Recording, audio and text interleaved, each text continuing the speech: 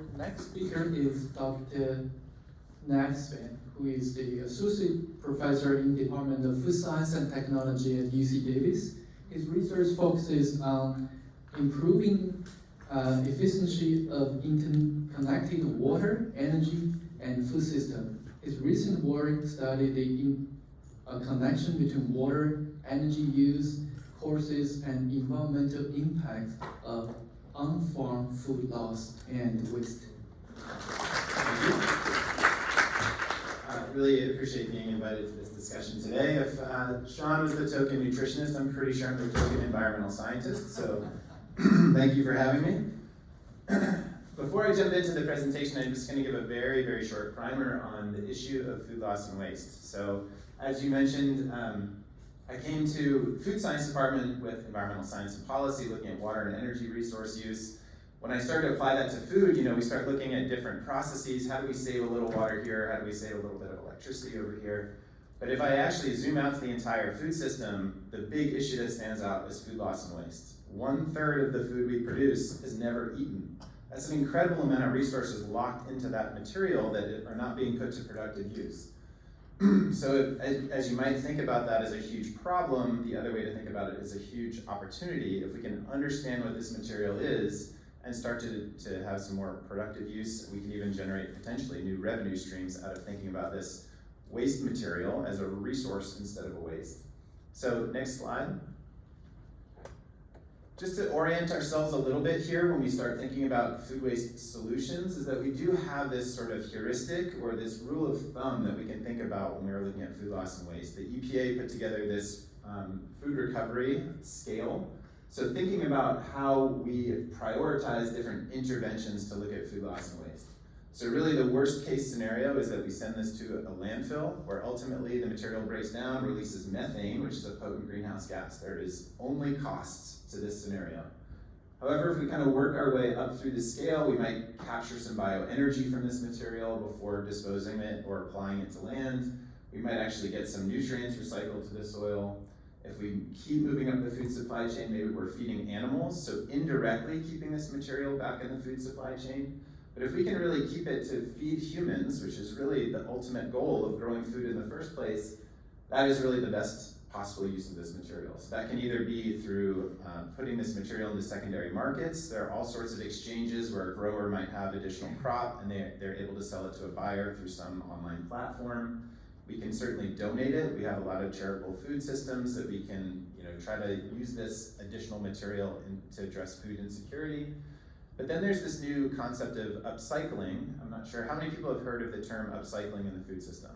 Okay, that means the Upcycled Food Association has done its job of getting the word out that this is really an interesting opportunity. So this is actually thinking of the food material in terms of potential ingredients. So maybe you've seen something like brewer's spent grain dried and ground into a flour that can be incorporated into food products. The interesting thing about brewer's spent grain from a nutritional perspective is that you've sort of removed some of the sugars and what you're left with is fiber and protein. Two things that we're constantly trying to increase in our diet. So not only is this potentially what we used to call a waste product, now it's this really sought after vehicle for improved nutrition. We can also upcycle into other materials. We can extract compounds from the materials and think about using this in the cosmetics field or nutraceuticals or as a very specific ingredient. So there's a lot of, I think, room for ingenuity in this upcycling area. Next slide, please. The other thing we have to think about, so if we have to rank our solutions, the other place we have to think about is where do we intervene in the food supply chain? So upstream, we have losses on the farm, but you still have to pay harvesting costs to go get that material off the farm, which is expensive, and also sometimes can be very challenging. At the other end of the food supply chain, once the food is in our homes, it's mixed with all sorts of packaging material, it's a mixture of food material, it's post-consumer, it's not easy to work with. However, if we kind of zoom in on the manufacturing space, what we have here is a centralized location with a very sort of homogeneous material source that's very reliable, and it's much easier to kind of work in this space and come up with a solution for this material. So if we think about it, it's kind of almost like it's really spread out and expensive to get, and it centralizes at this point of manufacture, and then it spreads out again as it goes through the food supply chain. So this really is an important node in the system. Next slide, please. So there's an organization out there called ReFed, Rethinking Food Waste Through Economics and Data. They've done a tremendous job gathering data together on the issue of food loss and waste, and I've been working with them for many years. One of the best things they've done is actually rank solutions for food loss and waste and put it into terms that people really care about. That there's an investment opportunity here, that there's a chance to actually earn some revenue by addressing this issue. They also quantify what the potential is in terms of the environmental metrics. So just looking at upcycling, they call it maximizing byproduct utilization. Same idea as upcycling. There's potential to divert 2 million tons of waste. This represents significant carbon dioxide emissions reduction, methane emissions reduction, water savings, all the things that I sought out to address in the food system, they can actually identify it here with upcycling. Next slide. However, what are some of the barriers to seeing this ingenuity move forward? Well, first of all, a lot of these entrepreneurs, and they can be of two camps. One is I want to use brewer spent grain, I'm motivated, I want to develop a granola bar. The other might be someone who has the technology to actually process this material and they don't know where to really apply their technology or what kind of market exists for their technology. The thing they're missing is they don't know what this material is, how much is available, when it's available, and what it's made of. They have to go set out and find that information themselves. Every single entrepreneur has to go sort of look this up and figure out what they're doing. We're trying to relieve them of that burden by putting together this byproduct database. The goal of the database is to look at some of the key crops we have here in California. We'd love to look at all crops around the world, but we've got to start somewhere. So we're going to start here in California. We're looking all the way from the field to the processing gate. So while I said it's hard to get things at the field before, sometimes those are still harvested but kind of sit there or they're rejected from the processing plant, and there's still a lot of material available there that could be put to productive use. We have data from processing plants. Sometimes these are available in reports. So for example, the California League of Food Processors, they publish good information on tomato processing. But other industries, it might be a little harder, so it takes a phone call to actually figure out what things look like at the processing plant. Then we're taking composition data from the literature to actually understand what this material is made of. And finally, we're also looking at how it can be extracted, what the extraction yields are, and working towards actually trying to get an understanding of how much it costs to extract the material. And when you put all this together, you can start to see a business plan develop when you put this information together. And we're hoping to sort of unlock that knowledge for people to take these businesses and run with it. Next slide. So I don't expect you to read all this. This is what it looks like to think about processing tomatoes from the field on the left all the way through the processing plant to the right. Next slide.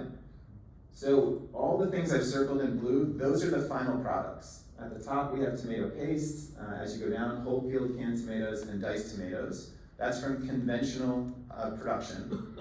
The three things on the bottom are exactly the same, but that's organic production. The reason why we want to separate these two different paths is because if I'm an ingredient sourcer and I want organic ingredients for my organic product, I need to know how much organic tomato paste byproducts are left over. So we want to have as much detail as possible. The other thing this highlights is that there isn't just one byproduct stream.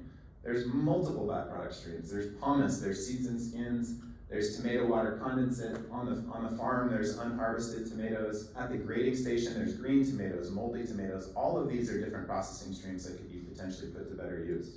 Next slide, please.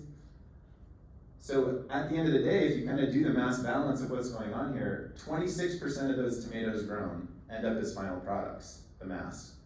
74% is byproducts. So it's not just 2% is a byproduct over here. The vast majority of what we're looking at and what we're dealing with is byproduct, not final product. Next slide. The other way we look at this is thinking about something like lycopene in tomato pomace. So just because there's lycopene in the tomato pomace doesn't mean it's readily easy to extract. So we have to think about what are different extraction technologies. Just as an example here, if we're using solvent extraction versus supercritical CO2, we're going to have different amounts of yield of the lycopene that we get out of that pomace. They also have different costs associated with those two different processes. And at the end of the day, we have to understand the context of what is the total market for lycopene. So our model shows that we have over $1 billion of lycopene in byproducts in California, but at the same time, that doesn't mean there's $1 billion available in the marketplace. We have to think about how the material that's available, is there demand for it, and can we get it to the marketplace at a reasonable cost? Next slide, please. This is what our byproduct digital our database looks like right now. We have 4 crops there. You guys can sign on and look at this yourselves. We have almonds, pistachios, pomegranates, and tomatoes. And basically, we want to keep adding to this. So we already are most of the way done with wine grapes. We want to do this for olive oil. We want to do it for all the major crops and products that we create here in California. Next slide. So this is, I showed you the tomato processing, we call it a Sankey diagram, these flow diagrams. This is what it actually looks like on the website. And so again, we have tomato paste up in the top right corner. Those blue products are final products. All the yellow boxes are the byproducts. You can click on those yellow, okay, thank you. You can click on those yellow boxes, next slide. And it shows you what material is included there. So this is the top of a table down here of a number of different compounds that are available in that material. We list the top 5 chemicals available. We estimate the economic value of what's embedded in that material. So this is trying, again, to put the information into the hands of the folks who have ideas of what to do, or they might have an extraction technology, they have a recipe they want to use, and we're trying to really unlock the potential here. Next slide. So where do we go from here? As I mentioned before, we want to add some additional crops and byproducts, wine grapes, olives, citrus, stone fruits. That's where we're headed in terms of expanding the information available. We're working on a model to really get that cost of extraction built into the programming so that you can get a sense of, okay, there's value there, but what's going to be my net profit if I actually come up with a solution? Or I have a technology and I know how much it costs, what can I do with this material? We want to keep building on the portal because I do think that, oftentimes as academics will write a report and it goes out into a journal and kind of sits there. I'm a huge fan of having a user interface that can be updated and expanded over time. It doesn't expire. As we get better data, we can immediately push it out through these types of user interfaces. And then finally, the AI component. So the AI actually helped us extract some information from the literature. We're building a model to expand how we're looking at these crops and how we're putting the data together using AI. It's like having a helpful tool right next to you. But I actually think the AI value is going to come in once we build a critical mass of information in this database. It's organized in the same way. We're using similar and consistent terminology for how we're referring to these byproducts, their potential uses, the compounds embedded in them. That we can actually ask questions, we can interrogate this database and come up with solutions that aren't immediately available or already well known. That's where I think things are going to get very, very exciting. And then, that's basically, the other thing I wanted to add was linking up to Food Atlas. So coming back to the nutrition side that Sean was talking about, once we understand these compounds, there's all different databases we can start to connect to. So Ilias is working on Food Atlas, and that starts to link some of these compounds we find in food to their health benefit.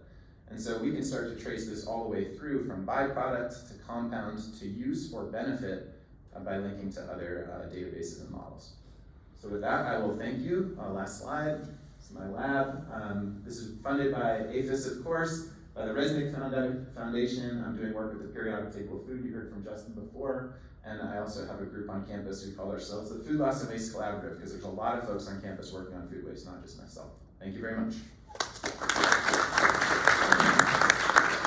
Now, my question is, you said that as you assess the byproducts or quantify them, you said you were going to go to the database and pull out the nutrition or components. Now, will there be any verification step to pull out some samples from the actual production facilities and see if it matches with what the database says?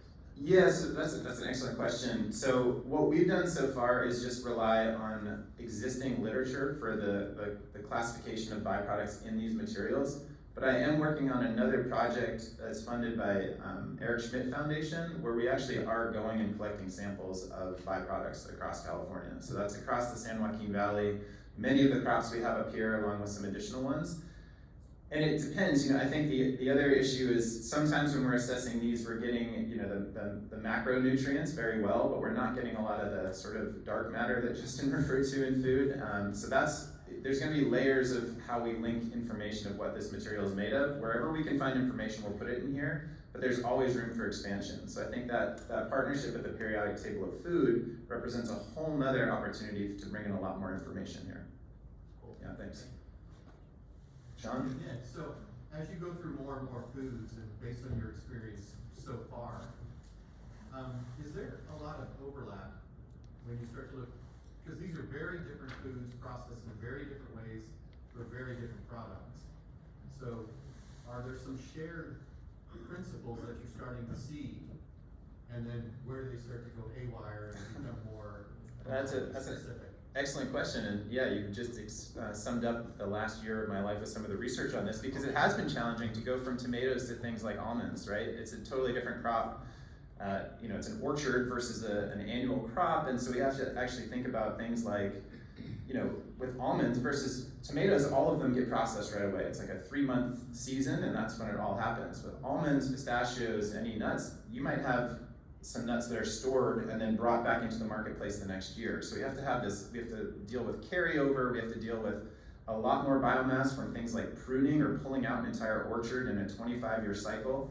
So there's some very different approaches we have, but then they start to align. So once we've done almonds, pistachios are a lot easier, right? And so once we've done things like tomatoes, things like romaine lettuce and that kind of thing are much easier. They do start to have, they do go through some universal stages that we can really capture across crops, but you do have to start with a really good understanding of the crop itself.